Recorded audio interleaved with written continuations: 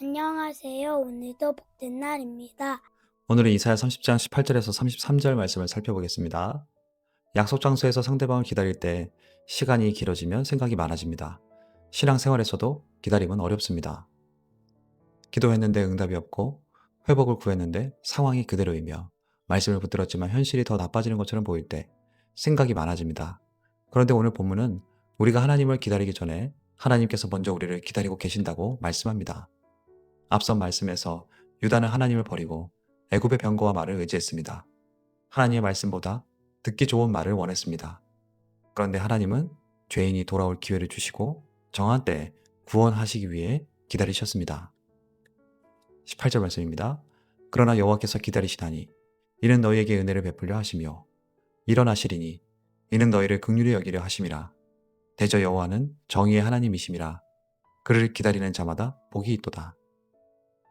유다는 반역했고 말씀을 거절했습니다. 그러나 하나님은 은혜를 베푸시고 다시 말씀하십니다. 하나님은 죄를 범하고 숨은 아담에게도 예수님을 모른다고 한 베드로도 찾아오셨습니다. 하나님은 벌을 주기 위해 실수를 세며 기다리시는 분이 아닙니다. 돌아오는 죄인에게 은혜를 베풀기 위해 기다리십니다.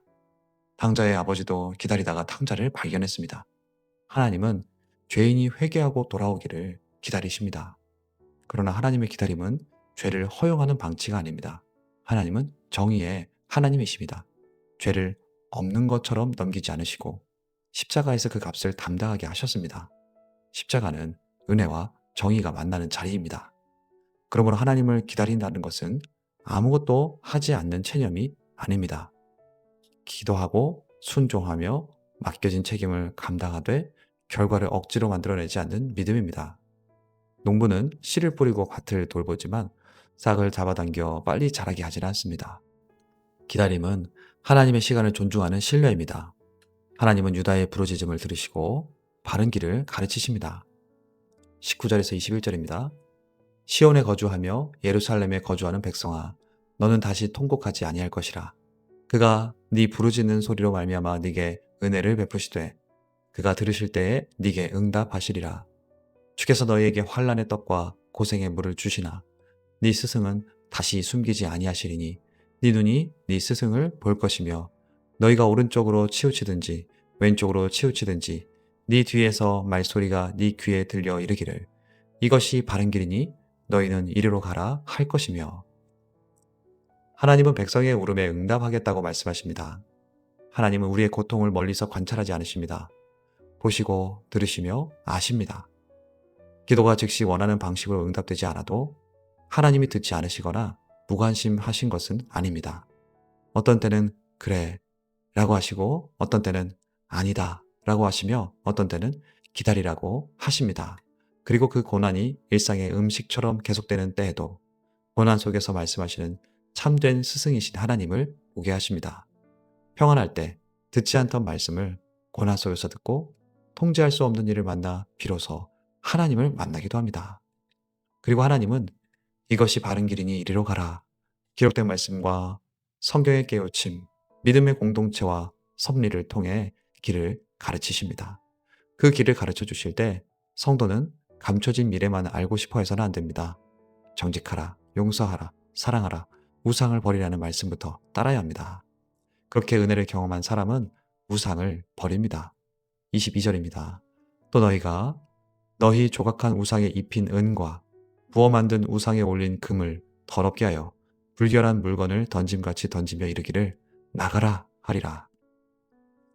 하나님의 백성의 눈을 여시자 그들은 금과 은으로 장식한 우상을 불결한 물건처럼 버립니다. 회개는 우상을 바라보는 관점이 바뀌는 것입니다. 전에는 그것 없이는 살 수 없다고 생각했습니다.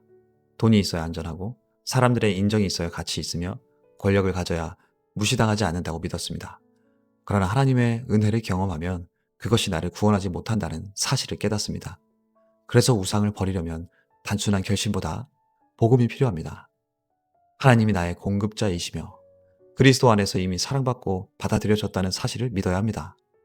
더 확실한 안전이 거짓 안전을 밀어냅니다.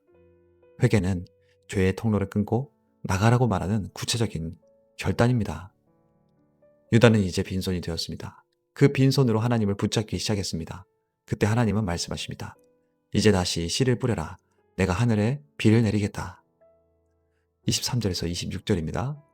네가 땅에 뿌린 종자에 주께서 비를 주사 땅이 먹을 것을 내며 곡식이 풍성하고 기름지게 하실 것이며 그날에 내 가축이 광활한 목장에서 먹을 것이요 밭가는 소와 어린 나귀도 키와 쇠스랑으로 까부르고 맛있게 한 먹이를 먹을 것이며 크게 사륙하는 날 망대가 무너질 때에 고산마다 줄령마다 그 위에 개울과 시냇물이 흐를 것이며 여호와께서 자기 백성의 상처를 싸매시며 그들의 맞은 자리를 고치시는 날에는 달빛은 햇빛 같겠고 햇빛은 7배가 되어 7날의 빛과 같으리라. 하나님은 이제 회개한 백성을 회복시키십니다. 메말랐던 밭이 살아나고 가축이 광활한 목장에서 풀을 뜯고 소와 어린 나귀도 가장 좋은 먹이를 먹습니다. 풍성함이 사람에게만 머무는 것이 아니라 삶 전체로 흘러갑니다. 그리고 원래 물이 흐르지 않던 높은 산과 언덕에도 물이 흐릅니다. 메말랐던 곳에 생명이 흐르고 죽어있던 곳에 다시 소망이 피어나는 것입니다. 그리고 하나님은 자기 백성의 상처를 회복시키십니다. 결국 하나님이 주시려는 복은 단순한 풍요가 아닙니다. 하나님과의 관계가 회복될 때 우리의 삶도 회복되고 상처도 회복되며 잃어버렸던 기쁨도 회복되는 것입니다. 그래서 회개는 끝이 아니라 시작입니다. 우상을 버리고 하나님을 붙든 사람에게 하나님은 은혜의 비를 내리시고 그 삶을 풍성한 열매로 채워가십니다. 그러나 하나님은 교만한 압제자는 반드시 심판하십니다. 27절에서 33절 말씀입니다. 보라 여호와 이름이 원방에서부터 오되 그의 진노가 불붙듯 하며 빽빽한 연기가 일어난 듯 하며 그의 입술에는 분노가 찼으며 그의 혀는 맹렬한 불 같으며 그의 호흡은 마치 창일하여 목에까지 미치는 하수 같은즉 그가 멸하는 키로 열방을 까부르며 여러 민족의 입에 미혹하는 재갈을 물리시리니 너희가 거룩한 절기를 지키는 밤에 하듯이 노래할 것이며 피리를 불며 여호와의 산으로 가서 이스라엘의 반석에게로 나아가는 자같이 마음에 즐거워할 것이라. 여호와께서 그의 장엄한 목소리를 듣게 하시며 혁혁한 진노로 그의 팔에 치심을 보이시되 맹렬한 화염과 폭풍과 폭우와 우박으로 하시리니 여호와의 목소리에 아수르가 낙담할 것이며 주께서는 막대기로 치실 것이라. 여호와께서 예정하신 몽둥이를 아수르 위에 더하실 때마다 소고를 치며 수금을 탈 것이며 그는 전쟁 때에 팔을 들어 그들을 치시리라. 대저 도벳은 이미 세워졌고 또 왕을 위하여 예비된 것이라. 깊고 넓게 하였고 거기에 불과 많은 나무가 있은즉 여호와의 호흡이 유황개천 같아서 이를 사르리라. 아수르는 여러 나라를 정복하며 하나님의 백성을 치는 막대기로 사용됐지만 자신이 역사의 주인이라고 생각했습니다. 그러나 그들은 하나님의 주권 아래에 있었습니다. 하나님은 그들의 폭력과 교만을 때가 되자 키로 까부르듯 심판하시고 재갈을 물리십니다. 도벳이 아수르 왕을 위해 준비되었다는 말씀은 어떤 권력자도 하나님의 법정을 피할 수 없음을 보여줍니다. 하나님의 임재는 회개하는 백성에게는 절기의 노래와 기쁨이 되지만 끝까지 교만한 자에게는 심판의 불이 됩니다. 말씀을 정리합니다. 하나님께서 이 말씀을 유다에게 주신 이유는 반역했기 때문에 끝났다고 생각하지 말고 은혜를 베풀기 위해 기다리시는 하나님께 돌아오게 하시기 위함이었습니다. 유다는 애굽을 의지했고 말씀을 거절했습니다. 그러나 하나님은 그들의 부르짖음을 들으시고 바른 길을 가르치며 우상을 버리게 하고 상처를 싸매겠다고 약속하셨습니다. 오늘 우리도 기도 응답이 늦고 상황이 바뀌지 않으면 하나님이 나를 잊으셨다고 생각해서 다른 도움을 붙들고 싶어집니다. 그러나 하나님은 보이지 않는 곳에서 은혜의 때를 준비하고 계십니다. 그렇다고 하나님의 기다림을 죄를 계속 지어도 된다는 허가는 아닙니다. 오늘이 돌아올 기회입니다. 그러나 우리는 스스로 우상을 버리고 상처를 치유할 힘이 없습니다. 그래서 예수님께서 오셨습니다. 우리가 하나님께 올라간 것이 아니라 하나님이신 예수님이 우리에게 내려오셨습니다. 우리를 고치시기 위해 채찍에 맞으셨고 우리의 수치를 덮기 위해 수치를 당하셨으며 우리의 버림받음을 끝내기 위해 십자가의 어둠을 견디셨습니다. 그리고 부활하셨습니다. 하나님은 정의를 포기하고 우리를 용서하신 것이 아닙니다.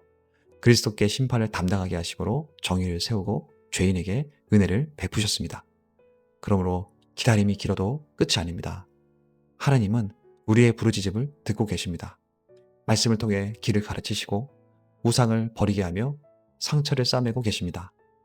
상처받은 자를 치유하시고 삶의 회복과 잃어버린 기쁨도 회복해 하십니다. 악을 심판하시는 정의와 은혜의 하나님이십니다. 그러므로 어떤 상황이라도 언제나 우리 기다리시는 주님의 말씀 앞에 서길 바라고 축복합니다. 이 시간 하나님 앞에 섭니다. 나는 기다림이 길어지면 하나님 대신 무엇을 붙들고 있습니까? 은혜를 베풀기 위해 기다리시며 십자가에서 우리의 심판을 담당하신 예수 그리스도를 신뢰하게 하옵소서. 말씀의 인도에 순종하고 우상을 단호히 버리며 상처를 싸매시고 잃어버리는 기쁨을 회복하시는 하나님을 끝까지 붙들게 하옵소서. 기도하며 나아가겠습니다.